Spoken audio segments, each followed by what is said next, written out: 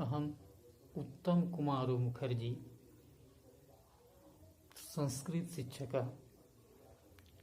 राजकीयकृतः उत्क्रमितः उच्चः विद्यालयः बांसडीह रायडीह गुमला। अहम अद्य नवम कक्षायां प्रथमः पाठः भारती वसन्तगीति इति पाठस्य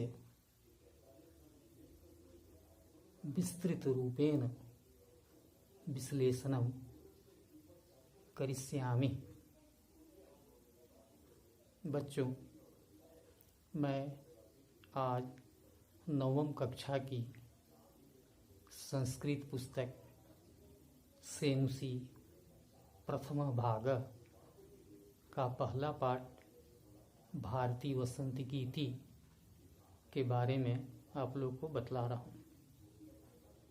भारती वसन्तगीति यह पाठ कवि जानकी वल्लभ शास्त्री द्वारा रचित काकली ग्रंथ से लिया गया। अर्थात जो भारती वसन्तगीति ये जो पाठ है आधुनिक कवि जानकी वल्लभ शास्त्री द्वारा रचित काकली ग्रंथ से लिया गया है। इस पाठ में 4 श्लोक हैं, 4 पद्य हैं, जिसके माध्यम से कवि सरस्वती माँ के साथ साथ वसंत ऋतु एवं प्रकृति की अनुपम छटा का वर्णन किए हैं।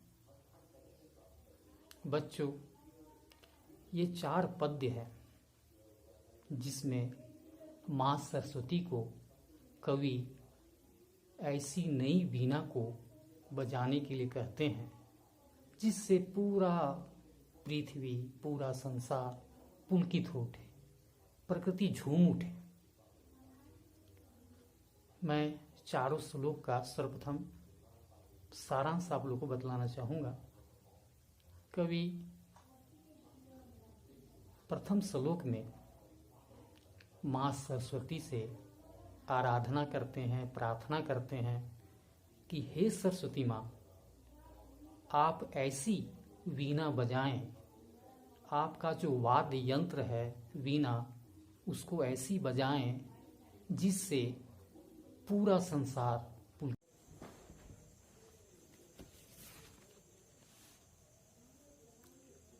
दूसरे श्लोक में कवि कहते हैं, यमुना नदी के बेतस के तट पर पानी में, हवा में धीरे धीरे बहने पर मधुर माधवी लताओं का झुकी हुई पंक्ति को देख करके हे सरस्वती माँ, नई वीणा को बजाएं। इस पद्य में कवि प्रकृति की अनुपम छटा का वर्णन किए हैं। यमुना नदी के बेतस तट पर पानी में, हवा में धीरे धीरे बहने पर मधुर माधवी लताओं का झुका होना, उनकी पंक्ति को देखकर सरस्वती माँ को ऐसी वीणा बजाने को कहते हैं जिससे पूरा प्रकृति पुलकित हो उठे। तीसरे श्लोक में कवि कहते हैं, मलय पर्वत पर उगने वाले चंदन से सुगंधित हवाओं से सुंदर पत्ते में, पेड़ में, फूलों के समूह में, सुंदर लताओं में गुनगुनाती हुई, आवाज करती हुई भौरों की काली पंक्ति को देख करके हे सरस्वती माँ, नई वीणा को बजाएं। चतुर्थ श्लोक में कवि कहते हैं, तुम्हारी ओज से युक्त वीणा को सुन करके लताओं का हिलना शुरू हो जाता है, फूलों में भी हलचल हो जाती है, स्वच्छ पानी नदियाँ की जो होती हैं वो भी कीड़ा करने लगते हैं, कीड़ा करते हुए उछलते हैं। हे सरस्वती माँ नई वीणा को बजाएं। इस प्रकार 4 श्लोकों का संक्षेप में ये सारांश है। अब हम लोग श्लोक पर ध्यान देंगे। अब छात्रों श्लोक पर ध्यान देंगे। पहला श्लोक में ध्यान देते हैं, क्या लिखा हुआ है। निनाद्य नवीनामये वाणी वीणाम मृदुम गाय गीतिम ललित नीति लीनाम मधुर मंजरी पिंजरी भूतमाला वसंते लसंती सरसा रसाला कलापा ललित कोकिला काकिलीनाम निनाद्य नवीनामये वाणी। इस श्लोक को अच्छी तरह से समझने के लिए हम लोग को अन्वय पर ध्यान देना होगा। देखिए अन्वय में क्या है। अय का अर्थ होता है हे। वाणी का अर्थ होता है सरस्वती माँ। वाणी का अर्थ होता है सरस्वती माँ। हे सरस्वती माँ, नवीनाम नई, वीणाम वीणा को, निनाद्य बजाएं।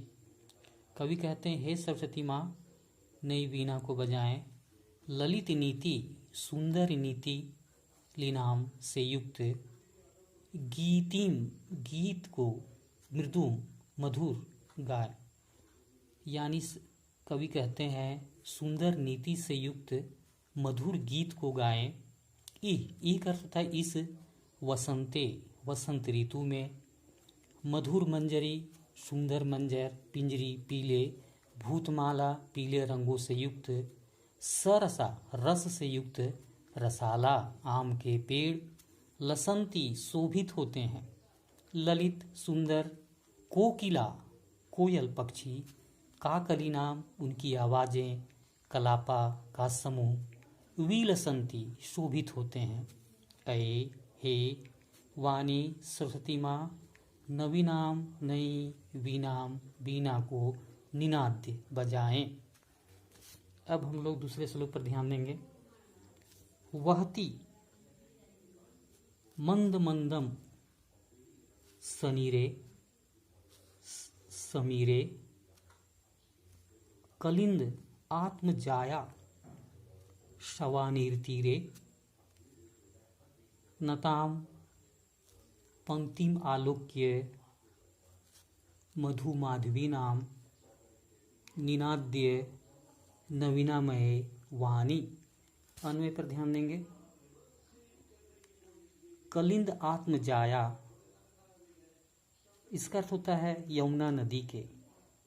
सवानीर तट पर, बेतस तीरे तट पर, सनीरे पानी में, समीरे हवा में। अब तीसरे श्लोक पर ध्यान देंगे। ललित पल्लवे पादपे पुष्पपुंजे मलय मारुत उच्चुम्बते मंजु कुंजे स्वनतीम अंतिम पृक्ष मलिनाम मलिनाम निनाद्य नवीनामय वाणी। इसका अन्वय देखते हैं। मलय मारुत उचुम्बते, इसका अर्थ होता है मलय पर्वत पर आने वाले चंदन से सुगंधित वायु को स्पर्श करने वाले। ललित पल्लवे सुंदर पत्ते में, पादपे पेड़ में, पुष्पकुंजे फूलों के समूह में, मंजू कुंजे सुंदर लतायुक्त, स्वनंतीम आवाज करती हुई, अलीनाम भौरों के, मलिनाम काले, तंतीम पंक्ति को प्रेक्ष देख करके, अये हे वाणी सरस्वती माँ, नवीनाम नई, वीणाम वीणा को, निनाद्य बजाएं। इस प्रकार इसमें भौरों के द्वारा, सुंदर पत्ते के द्वारा, मलय पर्वत के द्वारा, चंदन से सुगंधित वायु के द्वारा कवि प्रकृति के अनुपम सौंदर्य को वर्णन किए हैं। अब हम लोग चतुर्श्लोक पर जाएंगे।